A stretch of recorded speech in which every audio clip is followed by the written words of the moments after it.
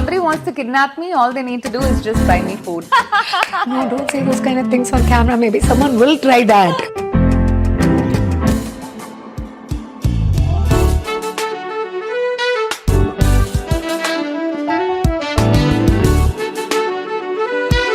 Hey everyone, welcome to another episode of Two Peas in a Pod, here with my sister, a space where we talk about life, laughter, and how to different ways to figure out the ups, downs, and the in-betweens. But today is a super special episode for us because we have with us someone who's the epitome of cool, someone that all of us have known to be the, calmest and most exuberantly calm person. And I've had the honor of seeing that in person too. So we have with us Mrs. Kiruthiga Udhayanidhi. Thank you so much for joining us. Thank you, my pleasure. And she is a director, a writer, a mom, a wife, and you cannot box her into one particular thing. I think she's out there doing everything. According to me, she's the chillest and the most coolest person in the family. Yes. And I don't think she's I second that. I don't think she's ever given into any trends or given into anybody's opinions or let her be boxed by anything. Thank you so much, Annie, for being here with us We're on so our happy show. that Thank could you. be. Yes, and it's such an honor to have you in our space, really. Yeah. I can't wait for people to see the really chill, the really cool side of you that I see.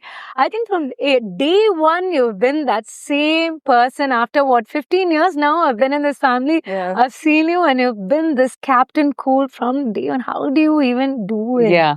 How do you do I it? think I just don't do anything. I I don't. think that's what makes it amazing. Correct. Yeah. Like I Right, don't that's- make an attempt to do anything. So that itself kind of.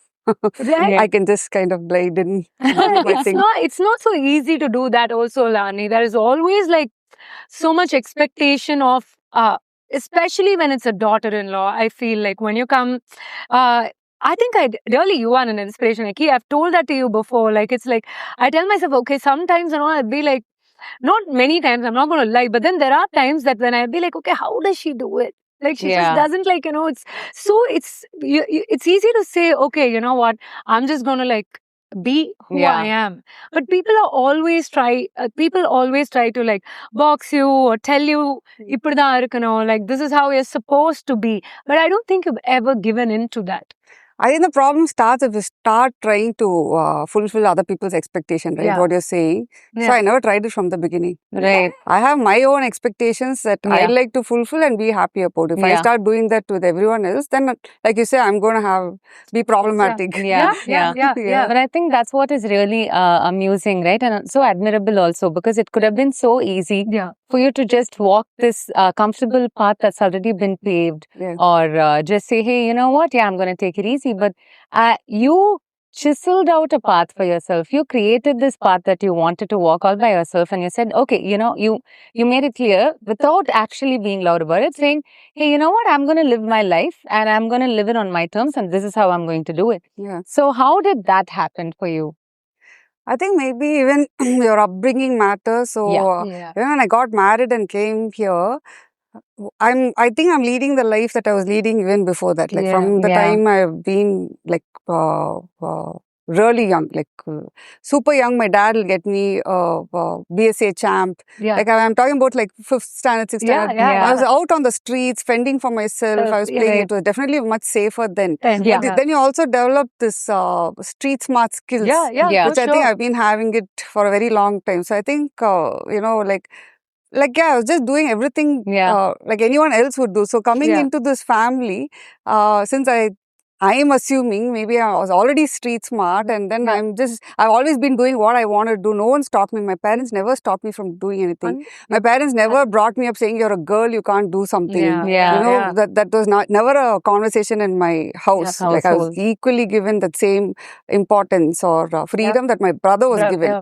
which is a great deal. Like I thought that is normal. And even today, I think that is normal. So when somebody comes and asks me, how, like, they're similar, like they're just a bit surprised. I think they expect me to be a certain way, which normally I never know what that certain way is. Because I've just been this person, giving the freedom to somebody, I think kind of makes them, they come into their own. Yeah. I think that's the key. That's what I think. And I remember your mom being the coolest person in the room too. Yeah, exactly. Because I remember, Anusha, before I could meet you or your mom, I remember Ansha coming and telling me, you know what, you should not just Annie, even her mom is so cool. Yeah. Like, she's the first person who'll probably come and talk to you, and she's so fun, and she exceeded the expectations or the, image that I had of her. Yeah. So I get what you mean by, it has a lot to do with your upbringing, that they would have enabled you to be this way. Even now when I'm trying to be a mom, I might be slightly bit more in my children's life than my mom ever was. Just a bit more, just a bit more, which I kind of, step back and because I'll look at my mom as an example. What did my mom do in a situation like this where I'm a little, concerned? She didn't do anything. Okay, fine. Then you step back because, because I was like really having a cool childhood. So I tried to do that. Despite that, I'm still called, like, my daughter calls me like a nag and, says like, leave me alone. No, we're going to get to that part of it because that's there in our list of questions because I want to know that side. Because I think I've seen you as a mom of like really tiny kids. Yeah. Like when the real problem all starts when they grow up and they become an individual by themselves. But my honest question that I want you to tell me about for our listeners also to hear is when I came into this family, you had this amazing, really chic magazine, Coffee Table magazine, 1305. You guys did some amazing stuff. It was a Chennai-based magazine and all the who's were featured. Yeah. It was your baby. And I had the opportunity to do a show for you as well when you guys did it in Raintree. Yeah. But one fine day you said, hey, you know what? This is not for me. I don't think this is the path I want to be on. Yeah. And it was not like it was something that happened in the teenage or something. Well into your career, you did really well with your magazine and everything. And one fine day you just kicked it up and you were like, hey, you know what? I'm not going to do this. Yeah. What I want to know is for our listeners is how does that come? And does that come easily? Or are there contemplation and decisions that you have to take? Or do you still cling on to it?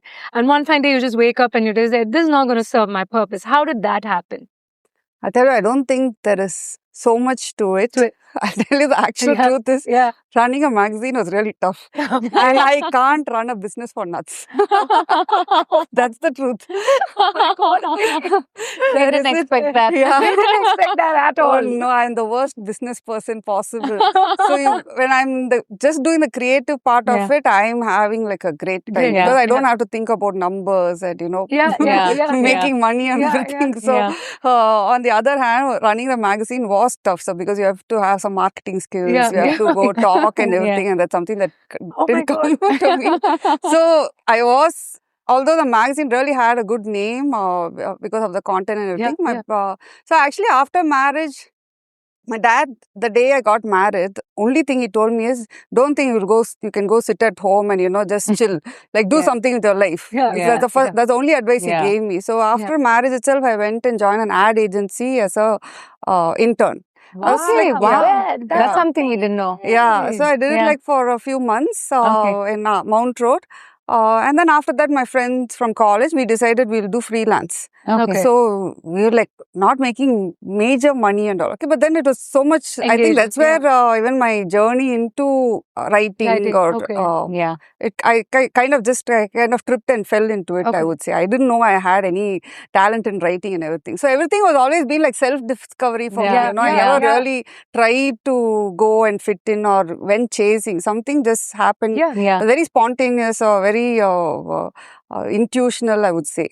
So then the freelancing as an advertiser, I was a copywriter, I was doing it for a bit. And then this friends like, okay, always when you're trying to step up in any profession, right? So next was, okay, let's float a lifestyle magazine. Right. So we ran it for a bit and then that writing kind of said, okay, let me write a story and see where that takes me. I never really thought I'd become a filmmaker. filmmaker. Not in my wildest dreams, I thought I'll actually become a filmmaker. No way. Yeah. But I think that's one big takeaway our listeners should have, right? Yeah. Like you should pursue every knock on the avenue, door. even if it's just one whimsical thought that you have. Yeah. I mean, it's definitely worth pursuing because it's yours. Yeah. Right? Yeah. Like I think that's what the takeaway is from here. Like, that's true. Yeah. Everything that makes you feel like, okay, a little more alive. Yeah. Even if it's not something that's related. Something you're really excited to do. I think that's your calling, and then you should pursue it, and definitely you're going to fail a few times. But then if you give up, then I mean that's it. You're not going to see the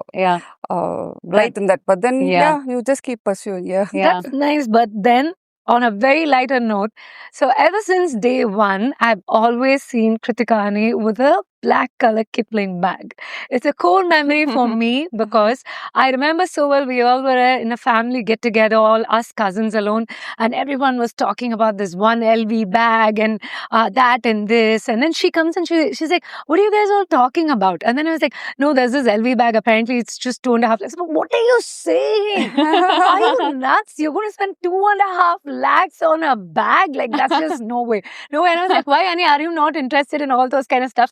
And she pulls out this bag and like, now a Kipling bag, I carry that. It's really helpful. I can put all my stuff in it. So in the last family get together we went, and so I found a place to sit down. It was a couch, and I saw a pink color Kipling bag, and I just immediately knew, okay, this has to be yours. Like, how did you so where I'm coming with this question is like, all of our friends, anytime we travel or anything like that, be it youngsters or older people, we're all giving into some sort of a trend.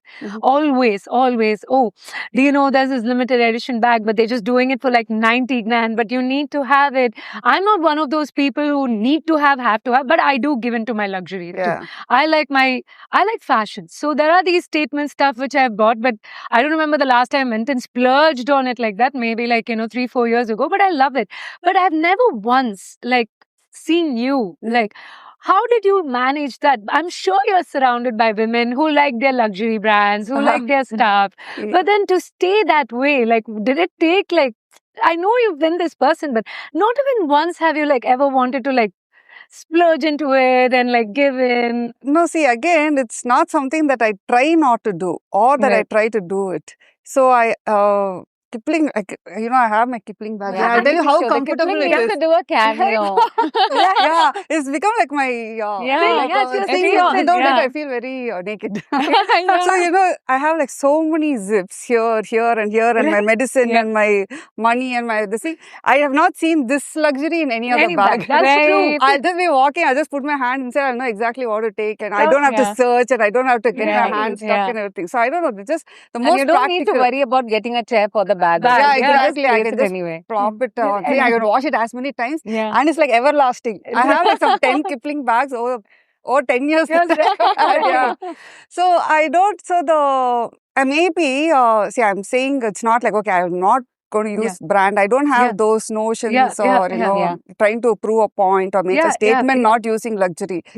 I think somewhere also started I was trying to avoid leather and everything. That's using leather or something was not my cup of tea. Again, I'm not so into no, never. Definitely at some point I think I must have used leather. It's just to my convenience. I think everyone who says we are vegetarian or vegan is always to our convenience we will keep saying we are vegetarian. Then you go argue with a non-vegetarian, they'll be plants also have life. Then what about that? So you don't have an answer to that argument. Yeah, exactly. People have been you are killing plants. So I don't try to say I'm people for animals. I don't use leather. Then that gets into an argument which is never ending. But then on the route then suddenly I came upon Kipling. I was okay, this is the most practical, most comfortable bag. I can just trash it around. I can just throw it around, and I don't have to feel bad about it. So I think that way, there is no I don't think ever you're too confident about you don't need validation through a brand or stay in trend or I'm not trying to keep up with trends. I think that was one of the reasons why we wanted you to be on our show, I don't because think both of us agreed. We just agreed on it because I've never seen you oh, you know what, because we have friends and then there's nothing wrong in it as well. You are made that way. You are that fashionista. The other day, my friend and I and Ray, we all went out for dinner. It truly look like a takeout bag. And then that's the really cool YSL bag. And like my friend, she really does. Like we get into arguments when we travel because I'll be running into a Nike store and buying Air Jordans, the latest ones, or like some retro version of it. And she's like, இது மட்டும் என்ன? And I'll be like, yeah, இது ஒண்ணுதான், but ஆனா அந்த அளவுக்கு இல்ல. Like, you know, I mean, but this is something that I've always admired about you. Like you have never, I've never seen you sport one of those really, I'm not saying you're not one for luxury, because I know you drive like a really fancy car and you like luxury. No, who doesn't? We all all have our own splurges. But then I've never seen you carry a fancy bag or like a sling bag, and you are surrounded by people who are fashionistas and stuff like that. I think that's really, really admirable. I think that just you've comfort never over brands. for sure. Like I mean, you are a testament for it today. Like, Really. I feel like I was. You look the most comfortable here on set. Yeah, for sure. So, and moving on to like, you know, from Coffee Table Magazine to filmmaking, how is that journey for you? Like, no, also before we ask her, I think, you know, I remember this one memory, right? The first time you took me for one of the functions or some get together, and you said we discovered that she's my senior because she studied in Loyola and she also studied Viscom in Loyola, and I was so happy. I was like, oh wow, because I was still in college then.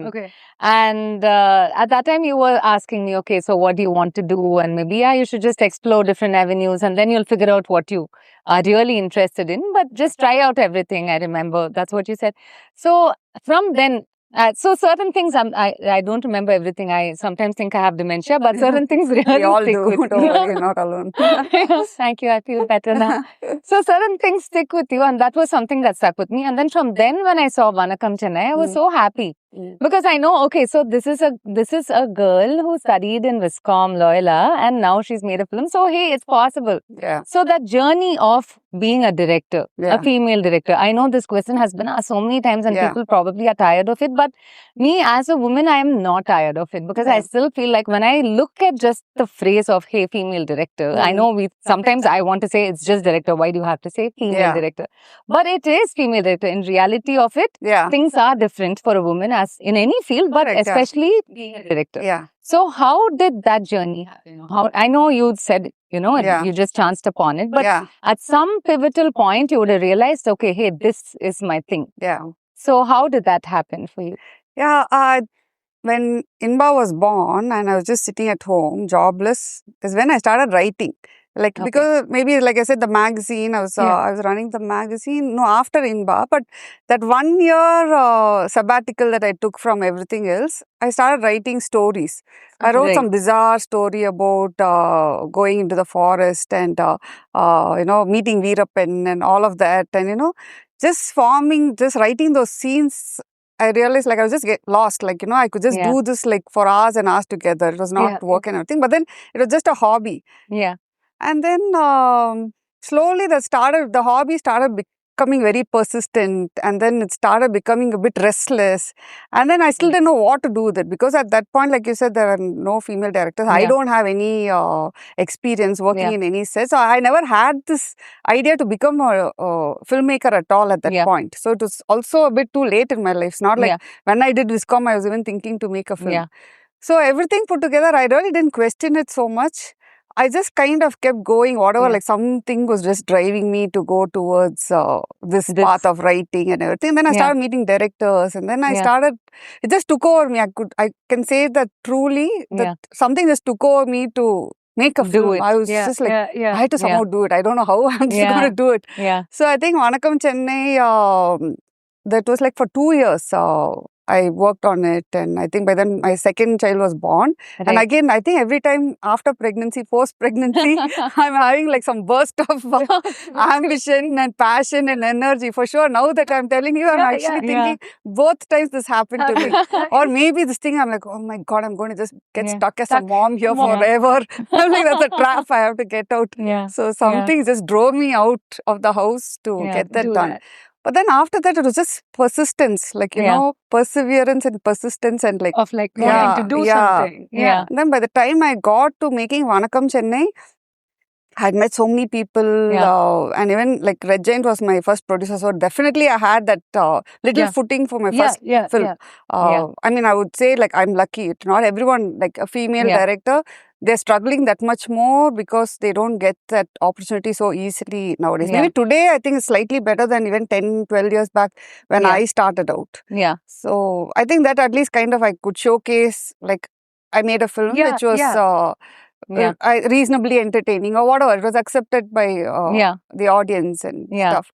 So from there on, it became a bit easy. Although my second film, still you have a lot of struggles. So what people really don't know is you have to meet so many people never give you a film because of my background or anything else, because there's so much of money that goes into it. An actor will not say okay to you because whatever because they have their market to look at. Exactly. So you need to do convincing in every level before you get there. But also, Annie, I wanted to know this thing. So, Ray, like what I'm trying to ask you here is, I'm not saying every director needs to be from a really low this thing or first how big directors give those stories. No, AVM Kavalle, no. People do have that kind of backing. They are from movie industry. Like Ray has written a script which is phenomenal. We heard a script which is that's one thing that I want to get to. But there are kids who are like, cinematographer's kid, and like they all are from movie industry. They are from a good background. But what is your advice on how to go about it? Because no matter where you're from, you might have worked with the top directors, associate of top directors, and all of that. But the climate, like in the movie industry, is like you said, there is a whole lot of convincing that you have to do on grassroots level. Meet with the producer. Okay, producer irundalume, then you have to go to the actor, and then they are like, hey, you know what, not right now, I'm working on something. Like in our Collywood especially, like for instance, Avesham was something which is like so refreshing. It was a bunch of new people coming together. But in our industry, we still have a climate which has already been set, an environment that is already there. Like either, like for somebody for a young bunch of people to come together and go to a director or a producer, how do they go about that to convince that this stuff is amazing? So I'll tell you, actually, there are now a lot of options to do that. So back then, what I did was, I did a show reel, like for my own film. I took a few scenes and then I did a show reel first with a bunch of actors. And I showed it to Red Giant, I showed it to somebody else. So they said, please don't make any films. Like, please don't even have this dream. It's terrible. No. So I actually gave up then because it was terrible, because I was trying to say, no, what is this? Like, it's a romantic comedy film. It looks like some, I think it was Mishkin's film, because it was a bit dark and, the lighting. So I was trying to say, no, the lighting, the DOP, that I say, they're like, you can't give excuses like this, when you're going to present it. So at that point, I actually gave up. I said, shit, I don't have any talent. I'm just, just like doing something useless, and that's what I said. But then that lasted for a few weeks. Before again, that whatever was driving me. I don't know. Some phantom thing was just driving me. I said, no. But maybe you should just do it all over again and see whether at least you got it right. Like, just at least do that. So I did that. And that time Priya Anand acted in the second the scene. So when I asked her, she said, like, I didn't join any director. I don't have any background. But she was nice enough to come and say, okay, cool, I'll just do it. So at that time I did it completely with a new set of people. And then that had like a flavor of what the movie was going to be. So that was a convincing factor. So all these steps, even I had to go to convince myself as much as I had to convince the other actors or Mirchi Shiva or Santanam or Regent, everything. Then finally they're like, okay, fine. Then now we trust you. So that is one way I always tell, even when I meet students. Like, if you have a great script and if you want to show somebody, but you don't have anything to show, because it's again a lot of money that goes into filmmaking. So this is one way of saying, you write a great script, but they come and still tell you, but you've not made it. Everyone needs a chance, right? So this is something you can do, like in a very small budget. And today you can do it with phones and everything. And today, presently, you can put it on YouTube to get to go viral, to get people to notice you and to come and actually Like, hey, what story is it that you have? So I think today it's a great space, platform for people to showcase. Be it even Instagram or anywhere, people can make that kind of noise, and just become big. That's so true. Yeah, no, I'm saying even making movies on YouTube today that's the trend. Making movies on YouTube and putting it out there, you can make your own money. If you make great content. I think soon most of the aspiring directors will be pushed to that. Exactly. Because even if they have great scripts and they meet the right people who they think they should be meeting, and they all say, oh, I love the script, script anupunga. Or they do the pilot also and they have the bound and everything, but you never hear back. And then you're just sitting in the dark thinking, okay, what went wrong? Like, what is missing? But then randomly, when you're just about to lose hope, then you'll get the call. Okay, do you want to come for another narration? So I think it's really just staying with your grit and saying, okay, I'm not going to give up. No matter how hard it probably feels on most days. And even if you're questioning yourself, it's okay. Like you said, that phantom that you probably had. Even if it's just a feeble inner voice, you just have to listen to it, stick with it, I think, So what about female directors who've written amazing script and shelved it? Right now I'm in the face of answer every call. Now we've taken cues from what she has said. So answer every call that comes towards you. The script was the COVID baby, actually. That was. And then I got a job during COVID. I got multiple jobs during COVID and I answered all those calls and now I'm sleepless. That's so true. And overstimulated. Overstimulated and sleepless. But honestly, Annie, would you choose which is more scarier for you? You make a movie, okay, it's your baby. You have so much hopes for it, and then you put it out there. A bunch of critics, or your first day where you're standing in front of that camera, saying action, and you want everybody to emote. What exactly you had in your mind when you wrote that script? Which is more scarier for you? I think now the critics also, that's I think one aspect of when you put out, making film was very easy for me. The first day of shoot is just trying to make sure you're getting along with your actors, and invariably I get along with my team, my cast and crew, because we are always a very chill this thing. No tempers. I'm sure it's a pleasure to work with you. Sounds so refreshing to just hear. Because it has to be nice for me first. So that's why I like to keep everything cool. Even if somebody else is screaming, I'm like, no, it's okay. We can even shoot one extra day, but I don't want my nerves on the edge. So that part of it is usually I find it easy. Making film and all is easy. Only the release stress and tension is something I normally am not a very stressful person. I don't try to be in stressful situations. But then that I can't avoid because I've chosen this thing. But on the stress, why do you feel that you have that stress? The release hasn't.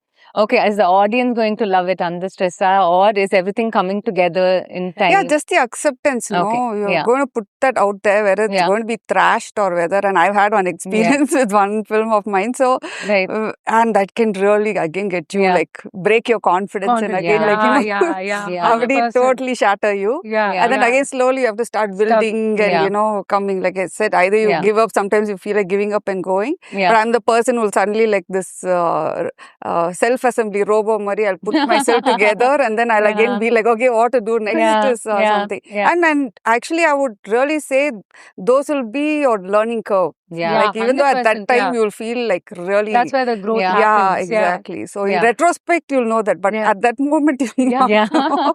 When you look back, you'll be like, okay, that moment made. Yeah, exactly. No, but let's really talk about Kadalika Neramilla. How did that, when I saw that movie, I was like, my God. Anisha was so happy. She was so happy watching it. After watching it the next day, next week, I think she was just riding on the high of that film. Right, that movie was everything for me. It really was. Be it the aunties who have that one opinion. I mean, you are not going to come and help me during my struggle times or what happens. But it was voicing the opinion of probably every strong-minded, independent woman or girl or boy, out there doing their best, living their best life. But there is always that naal pere everywhere. The naal paisa opinion. The naal paisa opinion. The naal pere enga. Our creative director did one reel on it also. I won't forget it. But always those kind of individuals, I really related to the protagonist, the male protagonist, whose parents were like there, like a friend and like acceptive of boys or girls. When when Nitya Menon comes home, there is not much questions asked there. You are bringing a friend, they're coming for a meal, and I'm here. But there are parents like Nitya Menon's mom also, because I have friends whose parents are like really hectic. But thank God they're not entirely hectic. Like our best friend, like she's as old as I am, and she just told, listen to me, I'm not going to get married because the society wants you to marry. Literally, that's her thing. And I'm so proud to call her my best friend. Like, she's this one big pillar in my life. And then I have this other best friend who's married, who has 2 kids, who's doing it all, who's like, doing that puja for that aunties and all of that. But she'll also not doing the pujas though. No, it's extra. She's, hey, please, or Josekana Sonana or Nal Puja also she'll do. What are you talking about? She is that. And she'll literally come and tell you she's that person. Yeah, they both are two contrasts. Yeah, two contrasts, but at the same time, she's that person, she'll be like, rave, kalyanam pannikino rave. But at the same time, she's that one friend who's like, mattam solradhellam kekkada. And the paina dhan pudichirukuna, avane kalyanam pannikko, mattamella vandu nikkalam maata.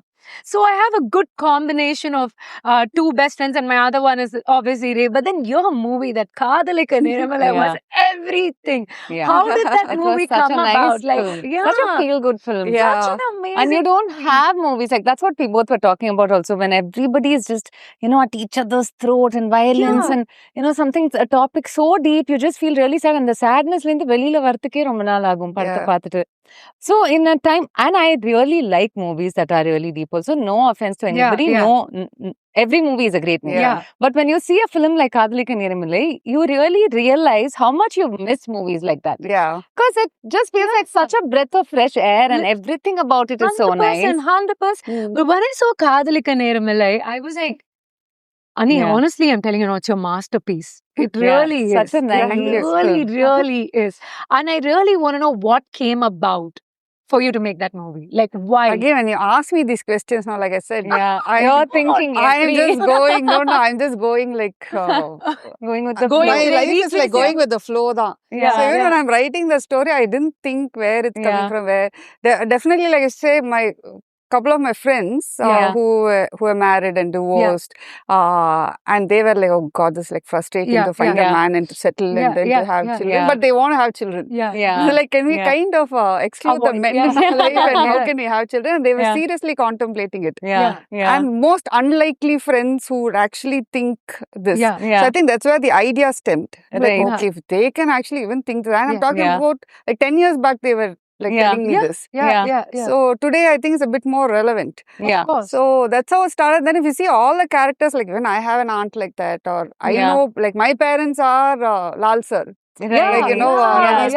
Yeah, same. And then a lot of people have Nitya Menon kind of parents. True. See, that's how they are. They're just conservative. Their upbringing makes them who they are. So I think the movie is always about live and let live. And even when I'm addressing issues like homosexuality, because I also support the transgender community and I've met all of them. So when the people who are actually saying, oh, what is this? This is not a normal society, or people are advocating this whole the LGBTQ community. They are all people who have not actually met LGBTQ community. But you have done music video. I've done music video, and they're not being empathetic about another human being who has their own way of life, and they refuse to understand it. So these are the people who will actually come on camera and they'll have a lot of things to say, and it's like people who never made a movie, but they will be the biggest critic. But that's how it is. That's how life is and everything.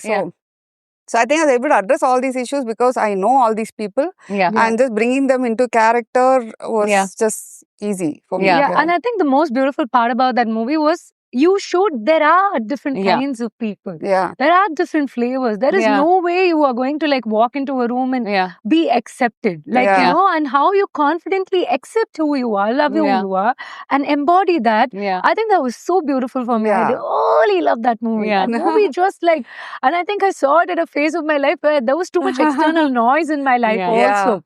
And then I was like, man, I can't believe she made this movie. This is so So amazing. And I nice, yeah. actually left you a message. Yeah. And we got on this call, and I was like, I was like, Rave, Yeah. me and the and Paati Agnu and the movie. Yeah, when like, she woke up, she was like, "You have to admit, Rave, you love this film." She Yeah. marketed for that movie so much. Yeah, it was so nice. And I think even the characters you play into your movie, Annie, they are very, very relatable. Yeah. The protagonists, the people whom you cast in your movies is what I'm trying to tell Yeah. you. Yeah. Be it Mirchi Shiva or be it Priya Anand or you're not like aiming like, I need this box office hero. Like Hello, vandana eduthupen. Not like again, you're always making it sound like I'm having the choices and I'm not going. If I get a big box office hero, I'll take them. nice. Now that you have it on camera, like, yeah. tell them. Yeah, exactly. This is your chance. I'm so glad we got that. Yeah. But also another thing that I loved about the film that I kept talking about to my friends was how nice the movie just looked. Yeah. Yeah. It looked so nice. Every house, every set, every costume, everything. There was so much thought put into it. Correct. That credit goes to my team only. Like my cameraman, Gamik, or the production designer, Lata. All of them came together. So that's why you could see that wow factor in the film. We really worked like, every scene, and we kind of... Such an amazing movie. But on that note, I want to know, what did your kids think about that movie? They also really loved it. Yeah. My kids are like one big champion. Paper Rocket release, so 12 o'clock night release, I'm like, okay. One good thing about web series or OTT release, no, you're not as stressed as theatrical release. So I'm like, okay, it's out there, let's see. So my daughter saw the first episode at bedtime. And I'm like, having my eyes closed, okay, what she's getting? She's like, oh, it's really good, I really like it. So I'm like, Abba, okay, and then I slept in peace. Yeah. So I was going to ask you what it was like to empower children in today's time and age. Like, how do you actually empower your kids in today's time and age? Because it's not a very kind place to grow up. Like, be it just like, not just, I'm not talking about social media, even peers or their like, people are watching every move. And especially with your kids, it's always like that. I sometimes get hectic for no reason. But then I tell myself to calm down. Like, they are kids. And I'm sure, like you told, right? Our parents let us drive that cycle, and we had that luxury. You and I had that luxury. But our kids don't. Like, how do you empower them? As a parent, like, how do you empower them in today's world? Enable them. Empower them. Enable them to be themselves. And I think to begin with, I have no expectation of them. Like, you just do your thing. Like, you figure out what you want to do in your life. I'm only going to teach you very basic life skills of how to take care of yourself, how to be out of harm's way, basic hygiene or, stuff like that. Just give you like these tidbits of the basics. But then I try not to like trust my ideology or my way of living, because we are still a bunch of mistakes. We have not figured out life. Figured out your ideology. Your ideology itself is chilled out. My ideology is actually just giving them the freedom also, as much as I had the freedom. So that I really appreciate what my parents did for me. So that bit I try to give them, even though here the environment is so different. Like, I can't give that complete freedom to my children due to other reasons, but I still manage to like let them just be. So, like, do you ever have like rules like at home? Is there like complete no at home? Like, is there something Have like you that? ever said no? No. Of course, my daughter's always putting me in a position to say no. I'm like, you're always saying no because you're asking those kind of questions. That 14-year-old teenager questions there. I can never relate to you as a mom who'd be strict like that, because you're pretty easy going. Because my daughter can get to that level of asking. Like, she already thinks she's like I'm an 18-year-old. Why are you like restricting me?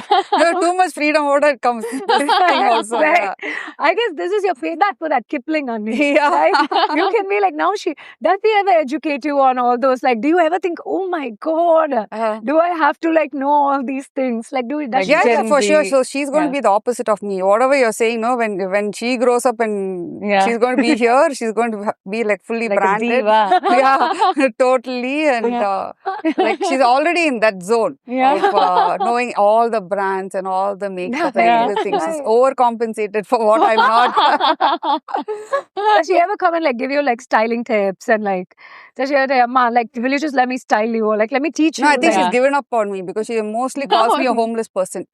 She's like, "Oh God, okay, you're looking like a homeless person." And I'm like, "Thank you, that's my aim." That's the biggest compliment I can get now. Exactly. Yeah, exactly. So I think that helps, like, just letting your child discover themselves. Yes. Yeah. Because For the minute sure. I think today as parents, what my parents did was they never told me to be a certain way or pursue a certain career or do something because that was right or wrong. Yeah. Maybe today it can even like be bordering on neglect. I keep telling my mom, like, how did you leave me with that crazy maid? She's like, yeah, that's why you grew up fine, no? So it's fine. So both are working parents. Yeah. So they didn't have much time, but they let us fend for ourselves in a very responsible way. You know, it's not like we don't care about you. It's just they showed all the love and affection and they just let me be or let my brother be. So both of us developed that very fierce independence and freedom to do whatever, no fear to try anything or even failure or whatever. So and the fearlessness or Mari and the upbringing la so I would just tell like, no, don't try to thrust your ideas or your ambition or passion onto your child because you didn't do something. And then a lot of people who have become doctors are because like their parents are become forcing them. They don't ask the child what they are interested in. And it's going to be a lifelong career choice or a profession that they're going to live for the rest of their life. So isn't it something that they should choose to enjoy to do every day, like instead of dreading it because it is somebody else's dream. So these are all things I think we don't give it so much thought. We think we're doing good for our children, but it's not the case. You should ask a child what he or she wants in order to do good for them. So that doesn't happen so much. That's so amazing because you know what, Annie, the very fact that you're so simple and this is who you are and you just told your daughter calls you homeless, you never tried to make her follow this set of ideologies that you believed is true to yourself. Like I've known parents who've actually been like, hey, this doesn't look good for the optics, be it the crop top or like, but today's kids are like that, like, you know, and that's how it should be. Like fashion, it's just repeating itself all over again and again and again. The very fact that you never tried to control your kids or like, you know, put them in a like a contained environment just because for the optics. I think that's just amazing. That's amazing. That's cool just not just a cool person, but like a cool mom too. A lot of people can take a note or two, a page or two from your parenting. I really think so because I know they try to do this for the optics, but their kids are anyway doing those things otherwise. But what I feel is like when you tell them to do those things, in spite of the optics, I think you empower them. You empower them. You tell them, hey, be bold. Like, you know, I love you for who you are. So just go and be like that in front of the world too. I love you. And I think that's a lot. Actually, it's a very small thing to hear from a mom, but it makes the huge difference in shaping their character, in being who they are and like knowing who they are. I think that's just amazing that you are like, you know, a trailblazer and everything. Like I've always looked up to you. You're like such an inspiration. And we've spoken about it. We've spoken about several instances where, you know, we've been like, you know, such a cool mom, such a cool parent. Like you said, you met my mom, right? So I think that's where like, thanks to my parents probably for my own parenting tips is just to let the children be. 100%. And I also think like, you know, today, because like you're saying with social media and everything, we need to keep a very open communication with our children. Like I said, today, children are struggling in their own environment, in schools or in social media, and the bullying happens, or a child is undergoing sexual identity crisis. All of that is going on. But we just don't know, like even the previous generation, they never knew about all of this or how to have a conversation, right? So today we can have this conversation with our children and we can empower them by just letting them understand if they are having these inner struggles that we don't understand. Like the fear is out there. Like the struggles are out there, outside your home, like, you know, in every situation. So it should not be inside your home also. That's so true. That's so true to be your kid's best friend. For your kid to come to you on a bad day. Like, I think that's what it is when you said, like, you know, like, be that best friend for your child. Like, I had to learn it. He's not going to be afraid of being judged by you. Yeah, exactly. I think it's that conversation that matters, that right? matters. Because Like, my that mom, conversation can really shift everything 100%. for Like, anybody, especially for your children. Yeah. But for anybody, I think just making that child feel seen and heard and making them feel like, hey, Like, you know I'm what, not I can judging be you. Like she myself, said, like, and my mom just accepts me for who I am. Yeah, And without nothing else. judgment. Yeah. And on that note, I want to know, like, in spite of all this noise and all this, you are in middle of a whirlwind of stuff. Whether you want to stay humble or like whether you want to stay simple or be it like, this is my style. How do you shut out that noise? I'm sure there is enough noise around you. Like there is a lot of noise for like anything and everything. Or movie irukattum. I am saying the glorifying side of it. I'm sure there would have been a side where like, oh, look at her taking a movie, be it a movie or anything for that matter. There is noise everywhere. For the most simplest of person, they face the noise. For you, how do you shut that noise out? Like not care at all. Because I remember like I used to be supposed to, what that person said. Like, this is my child and I'll come and cry. Like, for anyone or even for Rave at work, like it's very difficult to tune out of that noise. Like, how do you do it so easily? I think it comes with practice. You start kind of, leaning towards your peace of mind, your quiet, and not letting somebody else's noise get to you, right? Then you're less just opening up to letting more people come and get to you, and then you're only going to. So I think my peace is the most important thing. சொல்ற மாதிரி இந்த ஃப்ளைட்ல போகும்போது first நம்ம தான் oxygen வச்சுக்கணும். அப்பதான் நம்ம பசங்களுக்கே வைக்கணும்ன்றாங்கல்ல. Literally, that's like you prioritize yourself. First, you get your oxygen. Then only you can actually even take care of your children or anything else around. So I'm very sorted that. Did this happen like over the year, or were you always like this? I don't know. Maybe I was always like this. Like in the night, now that I've mastered it, Annie, in the night when I'm trying to sleep, that voice will come in my how dare they? And then I'll tell myself, Anusha, come on, like quiet that noise, quiet that voice, quiet that voice in your head, like I think I have like I won't say I've mastered it entirely, but I think I've gone to a place where I'm like, okay, this is my peace, this is my truth. Like nobody like I can see that. Yeah, I can attest to that. You have.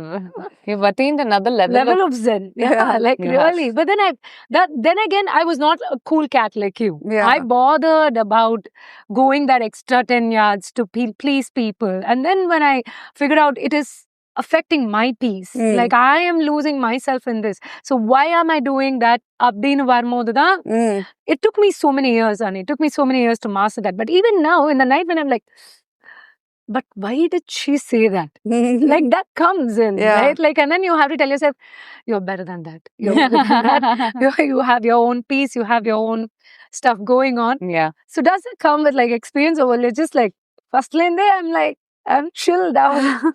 I think maybe this might sound a bit profound, but maybe at this place where I am in life, I've come to know that there is no like bad people out there.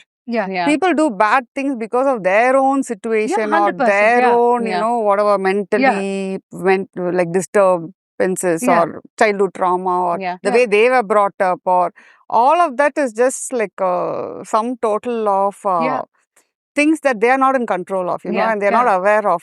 So when I meet like people who's just out there to like get you or to like, ruin your peace, I only start looking as like, what problem do they have? I'll start actually, I'll start like sympathizing for them, God, that is another level of zen. Like you should never be a victim of any situation, not on your own. 100%. So if you figure that out, like you can just really kind of be zen. Like you were saying, you're already zen. So just the fact that getting there is like not have any hatred towards the other person also. Then you're all there. Like, and then at the end of the day, we are all actually just like together in this, like, we're all just kind of living our lives, trying to stay alive and trying to just just we're have all a just good walking time. ourselves back home. Exactly. So ஒரு comradeship இருந்தா நல்லா தான் இருக்கும். அது எல்லாருக்கும் வருமா? அதுதான் அவங்களுக்கு வர நம்ம we can't expect that, but at least we can develop this. Like you think we are in control of whatever. For sure. That was like an amazing that was a really good, that was a really good takeaway. Wisdom and so many takeaways there. Like, but we have No. And I was just like reinstating the fact that it's very important to just know what path you are walking on. And I think you've come across as a person, you do come across as a person who is so sure of your path. And that, you being sure of who you are and the path you are walking on, and the fact that everything else is just parallel to you and nothing intersects with your path.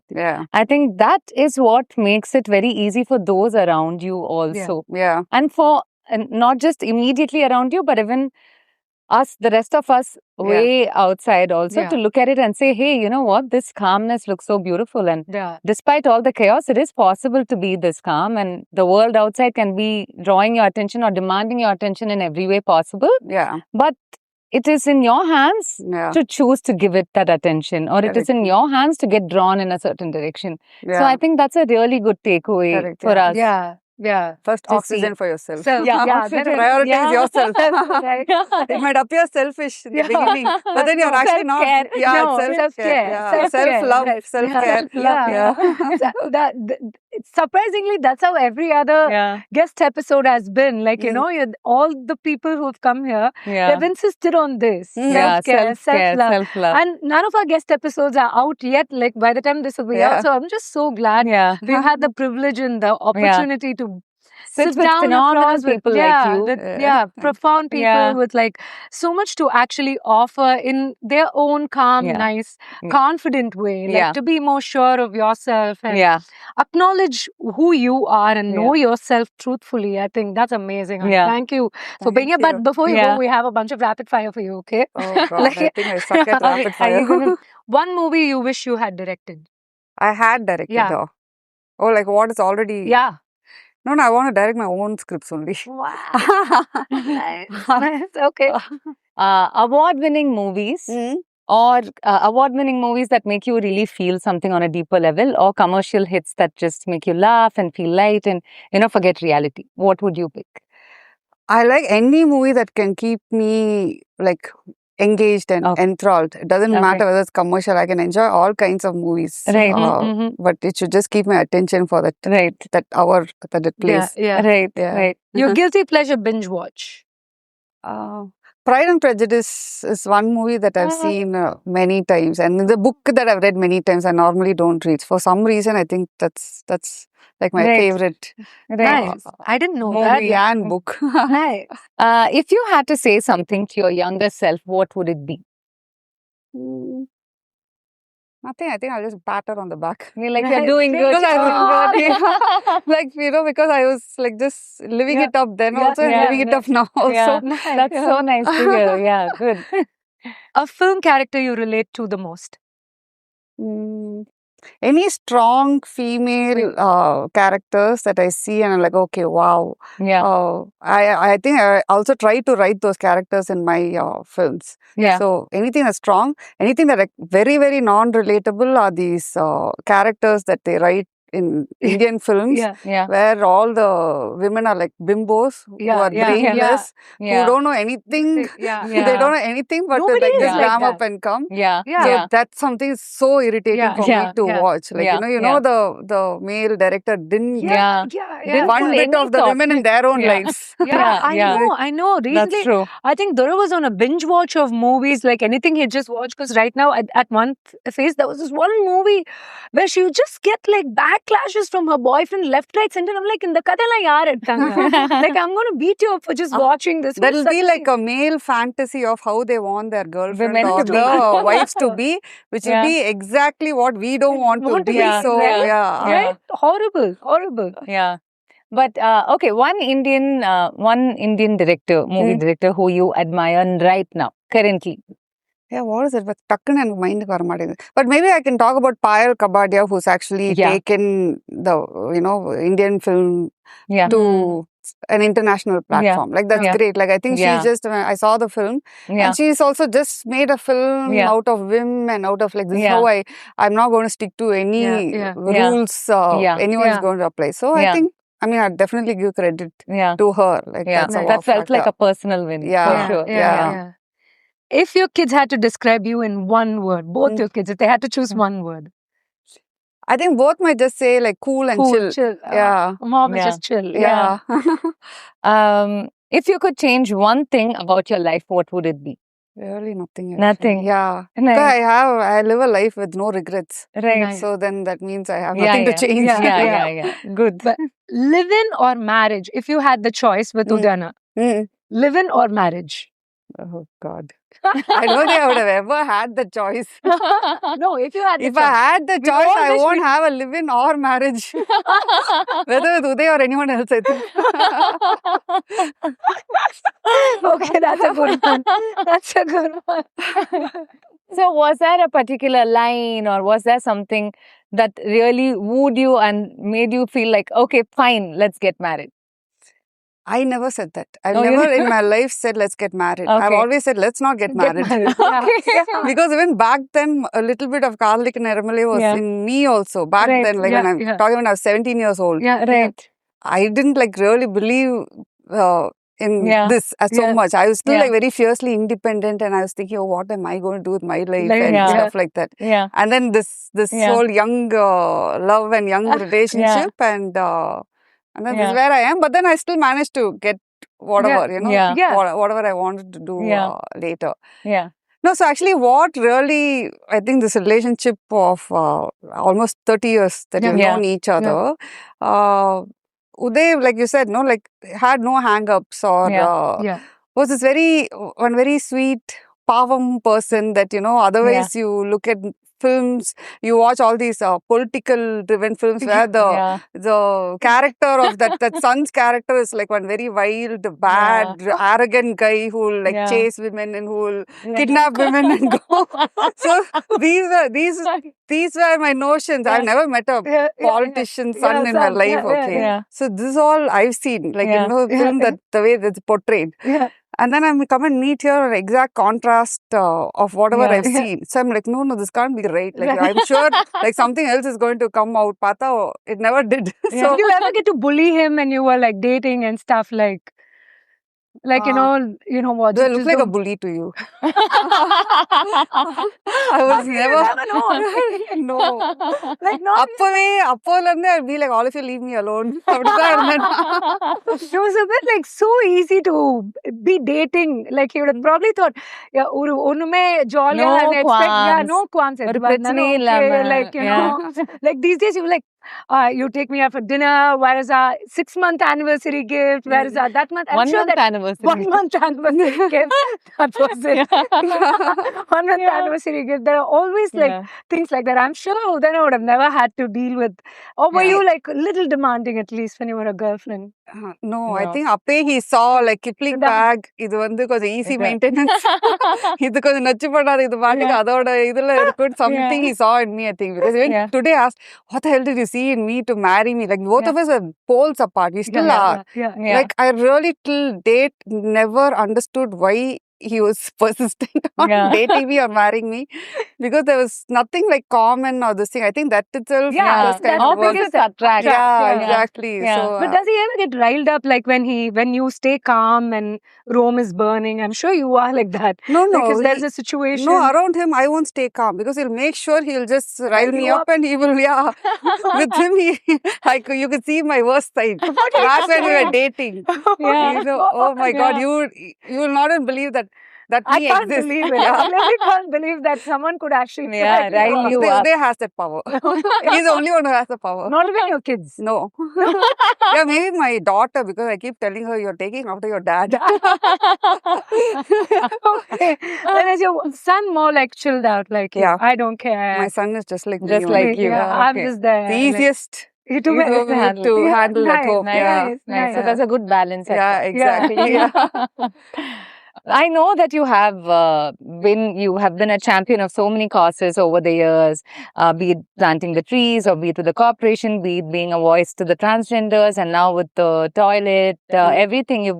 You've had so many causes that you've supported, but what is the one cause that is closest to your heart? Keeping our state clean, cleanliness, and environment, all of that. Actually, that was my first For cause a long ever. time. Yeah. So I think that is something we all need to remember. you know, that's our duty. Yeah. Again, today, like we are again is, you know, we're talking about what our children are going to do tomorrow in their lives, their career and everything, but no one actually talks about the environment we're leaving 100%. behind for our kids, which is already, you know, the plastic is in our system, plastic is in our fetus. இதெல்லாம் இருக்கும்போது we are putting our children through so much danger. No one's even giving it that the thought is the biggest like apprehension. That's another thing. That's what even I keep telling. There's one thing that I always talk about is environment also, but also how these days people say EV cars and they buy EV cars thinking it's going to help the environment, but where is the battery going to go? It's going to go into the soil. I always keep I didn't know asking, about that until you told me. When it made news on newspaper and all, that was the first thing which I was thinking, okay, they are buying EV cars thinking, okay, we're going to help the environment. The other day when someone came home also, who was an environmental champ, I asked her, Auntie, but like, why is it that nobody thinks of it? Like, those are things I think we all, environment is a one big thing we all need to be champions about. Because like, this is our only home. Only home. This earth is our only home. Which has water and everything. And we're going to leave it behind for our kids, their kids. And that's a lot riding on them. Yeah, that's a lot of responsibility on our shoulders. But okay, this will be my last rapid fire, from me at least. What does one day in your life look like? When it's like packed, anyway, I definitely like have some sort of workout or walking or gym in my schedule. Like it's been there for a while. I think that's again like a superb mood elevator. Somebody comes with a lot of problems to me, I'll be like, go to the gym. because your hormones are like, you know, going to kick in, and then you're going to handle your situations better, and then you don't have so much time to sit and get into that black hole. So I always feel I mean, like that's part of my system. Try to meet my friends. I think that's an integral part of this thing. And then when I'm working, of course, that is like, you know, the writing part. All of that comes. Right now, I'm like, no work. So I'm really, really enjoying this journey. Sometimes I'm getting into that zone of like, oh, should I just retire now? But then I'm not going to. You know, that phantom is like... Absolutely not, because I'm thinking that myself. I'm like, okay, when am I going to retire? So I feel like that's... It's a whimsical thought that everybody should entertain. Correct, yes, exactly, For me, it's just, I just want to run to the Himalayas. Like, nobody find me. Nobody find me. I'm going to run behind you. Catch you. Can't. You'll not have anyone to talk to, Anusha. Then what do you do? No, that's true. That's true. The friend I told you about, no, she went to try Vipassana. Like, you know, the one who is not going to, she told she's not going to marry because the society and her parents expect. She doesn't understand the concept of marriage or being answerable to another human being. So that's her explanation. And I'm so proud to call her my best friend. So she went and tried Vipassana. She told me, so she did it in Himalayas somewhere. And it's in Dharamshala. And there, like in my future plans. Oh my God, see. And she told me the second she got on the bus, she just cried. It was not sadness, it was not happiness, or it was just a lot of who you are and realizing. I said, coming to terms with yourself. Coming to terms with who you really are, what you really want, and it can get overwhelming too. On the level overwhelming, I just go be there maybe. Really like, you know, Rajini Madri, cave but But the last question, if you were to be the CM for one day, what will be the first thing you do? Are you serious? You knew about this question. She was like, Koliti poured it. She's like, I'm going to write this, and I was like, nice. Just pack one up and throw it there. Why not? Like, imagine having it's a fun question. I agree. It's a fun question. I think because imagine aligning with what I already told, I'll probably be like, Yara kuppa potekna. That's a nice one. This thing. First thing I think I'll do that. That's a nice one. Sort of. We should try to be clean. That should be like one of the takeaways from this episode. All of us owe it to ourselves and to the others that we live in, to our earth, to actually have a cleaner planet than we do right and now. Also like to invest in the future of tomorrow. Like, Yes. create a safe space for kids and like let them be, let them know that you're their best friend. This is not an episode on parenting, but that was such a beautiful thing that she actually said. It was so wholesome. I feel like this conversation was so wholesome, so holistic. Yeah, it touched almost every other, like, it was a huge spectrum, this whole conversation. But my favorite takeaway is the oxygen mask. Yeah. So that's really important, right? Like, to give yourself that, be your best friend first. Know your path. Like, trends will fade, opinions will fade, but your path will always be yours. It'll be yours to walk on. It'll be yours to claim. And it's what you leave behind in the name of your legacy. And the most identity that you'll ever have to look up to, or anything at all, is your own. Yours, 100%. And I feel like you've really lived that truth. You've spoken that truth. You've embodied it, and you've had in every question that we asked, we felt like the answer was already said in another previously answered question, Yeah, I think from now on, I won't say I need to focus on my inner chi. I'll be like, I need to focus on my inner Kiruthiga. Like, I need to stay calm, stay calm. Instead of like all that, what is that 5-8 thing? That like the box breathing. No, the 5-8 thing. The 5 things to name. The 5, 8 things to touch. One thing, when you get anxious, next time I'll be like, okay, what will Kiruthiga? Simple coping mechanism. She'll wing it. Oxygen mask and wing it. I hope you had a good time. Yes, I did. Great time. Super. I hope you had a good time with us. Thank chatting. you so much. You guys are doing a great job. Thanks. Thank you. It means a lot to us coming from you, especially after one hour. Peeling layers with you. Thank you. That was 2 peas in a pod. And this was our episode with Kiruthiga Udhayanidhi on owning your path. Leave your comments and tag us and show us some love. So thank you so much, Annie. Thank you so much for doing this.